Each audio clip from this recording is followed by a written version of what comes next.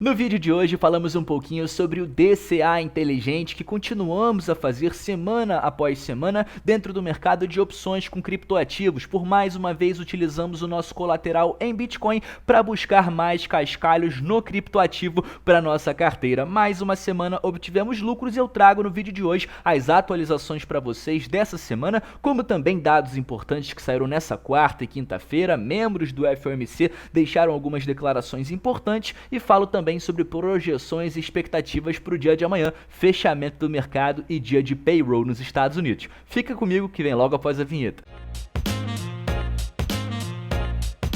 Fala família, sejam todos muito bem-vindos a mais um episódio da Liga Cripto. Se você é novo por aqui e ainda não me conhece, muito prazer, meu nome é Bruno. Bom, iniciaremos o nosso vídeo de maneira um pouco diferente no dia de hoje. Geralmente eu trago conteúdo sobre opções no final dos meus vídeos, né? A última vez que falamos sobre esse assunto, inclusive, foi nessa última segunda-feira, momento no qual onde eu trouxe algumas oportunidades dentro do mercado para vocês. Havia comentado em primeira mão no clube de membros durante o final de semana, depois falei novamente na segunda-feira de maneira aberta e hoje nessa quinta eu trago atualizações para vocês sobre esse nosso DCA inteligente que a gente vem realizando todas as semanas. Como eu já expliquei, aqui dentro da plataforma da Deribit, utilizamos a nossa margem em Bitcoin, que nesse caso aqui o meu saldo é de 0,52, para realizar algumas operações de venda ou até mesmo às vezes de compra de call e de put, tirando cascalhos então do mercado. As últimas que eu tenho realizado e trazido a vocês têm sido operações de venda. Essa semana, por exemplo, realizamos algumas opções de venda de call, imaginando que o criptoativo principal do mercado, Bitcoin,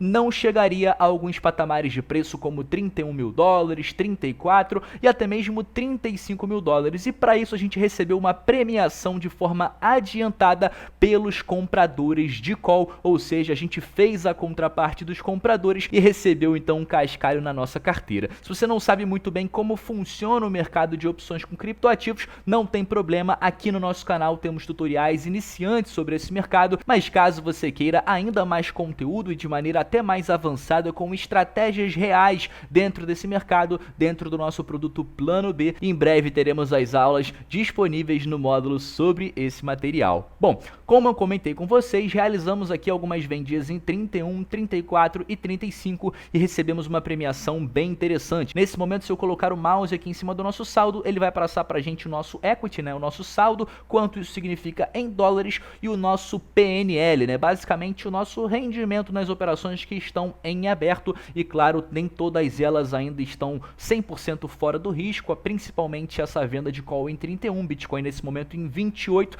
ainda poderá chegar nesse range de preço, mas tem pouquíssimo tempo até que isso aconteça, né, 9 horas até o vencimento dessa nossa operação. Como eu falava com vocês no início da semana, não estaríamos expostos ao principal dia, ou seja, a divulgação do payroll amanhã na sexta-feira, que promete bastante, principalmente pelos dados relacionados ao mercado de trabalho que foram divulgados durante essa semana, demonstrando um certo enfraquecimento do principal pilar econômico nos Estados Unidos dos últimos meses, que é o mercado de trabalho, que se mostrou muito robusto nos últimos meses, principalmente no ano de 2022, mas nesse momento aqui, como eu falava, estamos com um PNL de quase 0,01 Bitcoin, ou seja, se a gente pegar a calculadora aqui rapidamente, 0,092 vezes o valor atual do Bitcoin, temos nesse momento um PNL de 257 dólares, dólar a 5,10. Tivemos aí essa semana R$1.300 aí de lucro, basicamente, utilizando os nossos Bitcoins aqui como garantia, como colateral, realizando operações de forma bem relativa com risco baixo, né? Ou seja, operações aí onde dificilmente o Bitcoin chegaria nesses patamares, ou seja, mais uma vez eu considero isso, já disse a vocês algumas vezes, considero uma forma de DCA inteligente, porque não utilizamos do nosso caixa, ou seja, os nossos dólares para comprar mais bitcoins, e sim utilizamos dos nossos próprios bitcoins, uma forma de trazer mais criptoativos para dentro da nossa carteira, apenas utilizando os mesmos como colateral, ou seja, mais R$1.300 em bitcoin, basicamente gratuitos aqui para nossa carteira, simplesmente por ter enxergado aí uma oportunidade no mercado. Vale lembrar que todas essas eu trago para vocês de maneira gratuita aqui dentro do YouTube aberto e, claro, em primeira mão dentro do clube de membros. Se você ainda não faz parte, está perdendo tempo. Saindo um pouquinho sobre o tema opções e entrando agora um pouquinho nas atualizações dessa última quarta e quinta-feira. O meu vídeo mais recente aqui no canal foi na terça e a partir de agora eu trago as novidades dessa última quarta, onde tivemos a divulgação do ADP, né? Conhecido aí como basicamente uma prévia do payroll, um dos dados mais importantes relacionados ao mercado de trabalho, divulgado ontem na quarta-feira, que inclusive veio abaixo das expectativas, né? Trouxe aqui para vocês: criação de vagas no setor privado nos Estados Unidos fica abaixo das expectativas em março, diz então o ADP. Foram abertos 145 mil postos de trabalho no setor privado no mês passado, mostrou o relatório ADP nessa quarta-feira. Havia uma previsão de 200 mil novas aberturas, ou seja, um dado que ficou abaixo das expectativas, deixando no ar um certo temor em relação a um possível enfraquecimento do mercado de trabalho, que inclusive comentávamos há pouco. Além disso, vimos um outro dado relacionado a isso que estamos falando, que trouxe a informação que corte de emprego nos Estados Unidos cresce em 319% ano a ano. E em março, maior nível desde o primeiro trimestre de 2020, ou seja, demonstrando que nesse período agora que estamos vivendo, em março de 2023, o primeiro trimestre de 2023, mostrou pra gente uma queda, um corte de emprego muito relativo, principalmente devido a esses aumentos de juros, a esse aperto econômico que tem feito o Banco Central norte-americano a fim de tentar controlar a inflação. E é claro que esses apertos acabam trazendo consequências para grandes empresas que obviamente optam por não contratarem e sim agirem de uma forma mais cautelosa no momento de contratação de novos funcionários. E por último, o dado dessa quinta-feira, que inclusive sai todas as quintas-feiras para a gente, deixando uma noção de como está, né, pedido de seguro-desemprego nos Estados Unidos, um dado também bem importante relacionado ao mercado de trabalho, que tem sido um dos pilares acompanhados muito de perto pelo Banco Central norte-americano, o principal, eu diria, no momento de trazer margem para que eles possam tomar essas duras medidas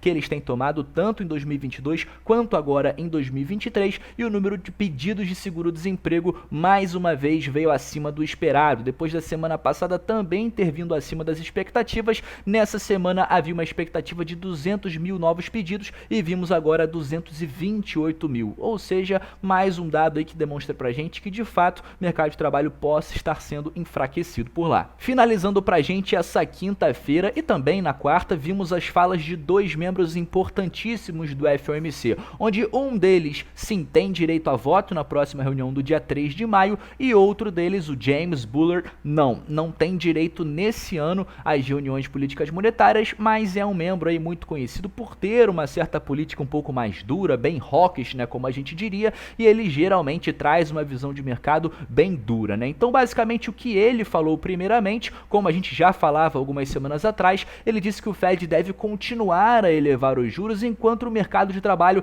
está forte, até porque esse cenário pode mudar aí daqui para frente. Ele enxerga que isso possa vir a ser um problema, então ele acha que o Fed deve tomar as suas medidas necessárias nesse atual momento, já que existe margem para isso. Ele comentou que inclusive acredita que o saudável seria ver a taxa de juros chegar a 5,75% nesse ano de 2023 e só pensar em cortes de juros depois que a inflação tiver atingido a sua meta anual aí de 2% ou pelo menos próximo a isso. Além disso, ele também comentou essa situação de crédito bancário nos Estados Unidos e disse que esses aumentos de juros que ele inclusive tem como uma possível medida nos Estados Unidos não afetaria, né, numa possível recessão acontecendo por lá. Ele acha que esse crédito bancário, esse problema que vimos recentemente com a quebra de dois bancos por lá, ele se deu somente porque esses bancos eram bancos menores, né? Não estamos falando de bancos gigantescos, e sim bancos regionais aí, como foi utilizado por ele na expressão. Ele acha que bancos maiores aí,